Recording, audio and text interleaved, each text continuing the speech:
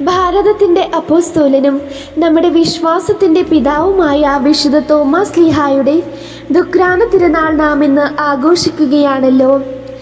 ഈശോയുടെ തിരുഹൃദയത്തിലെ മുറിവിൽ നിന്ന് സ്വീകരിച്ച സുവിശേഷത്തിൻ്റെ അഗ്നിയുമായി റോമാ സാമ്രാജ്യത്തിൽ നിന്നും വളരെ ദൂരെയുള്ള ഭാരതത്തിലേക്ക് കടന്നു വന്ന തോമാസ് ശ്ലീഹ ക്രിസ്തുവിൻ്റെ സ്നേഹത്തിൻ്റെ ആഴം നമ്മെ അറിയിച്ചു.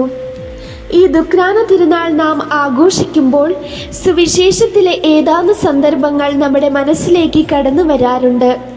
ഒന്നാമതായി, താൻ ആരാണെന്നും തൻ്റെ ഉത്തരവാദിത്വം എന്താണെന്നും തിരിച്ചറിയുന്ന തോമാസ് ശ്ലീഹായാണ്. ഈശോ ലാസറിനെ ഉയർപ്പിക്കുവാനായി യൂദിയായിലേക്ക് പോകാൻ ഒരുങ്ങുമ്പോൾ തോമാസ് ശ്ലീഹ മറ്റ് ശിഷ്യന്മാരോട് പറയുന്നു, നമുക്ക് അവനോട് കൂടെ പോയി മരിക്കാം. തൻ്റെ ഗുരുവിന് സാക്ഷ്യം നൽകുകയാണ് തൻ്റെ ജീവിത ലക്ഷ്യം എന്ന് വിശുദ്ധ തോമാസ് ശ്ലീഹ മനസ്സിലാക്കിയിരുന്നു.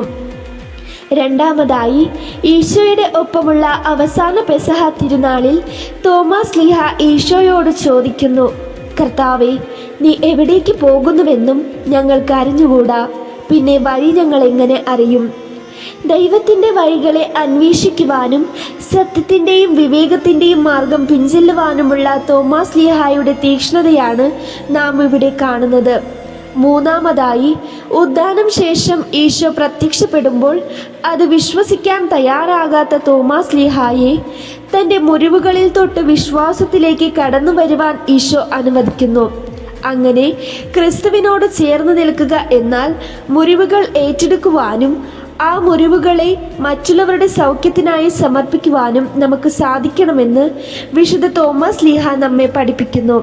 ഒരിക്കൽ കൂടി ദുഃഖാന തിരുനാളിൻ്റെ മംഗളങ്ങൾ എല്ലാവർക്കും ആശംസിക്കുന്നു. നാഥനോടൊപ്പം ബലിയാകാൻ ധീരത കാട്ടിയ പുണ്യപിതാ വത്സല ശ്ലീഹാ